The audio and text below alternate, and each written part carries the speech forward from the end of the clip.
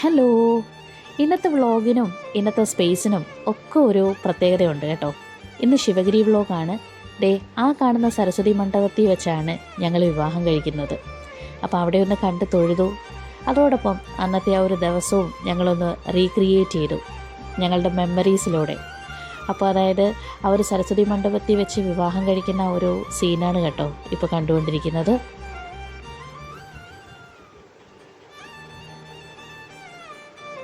അപ്പോൾ ഞാൻ ആ മൊമെൻ്റൊക്കെ ഒന്ന് ഓർത്തു. അവിടെ നിന്ന് പടി ഇറങ്ങുമ്പോൾ സന്തോഷവും സങ്കടവും ഒക്കെ തോന്നുന്ന ഒരു മൊമെൻ്റാണ്. സരസ്വതി മണ്ഡപത്തിൽ നിന്നാണ് ഞാൻ ആ പടി ഇറങ്ങുന്നത്.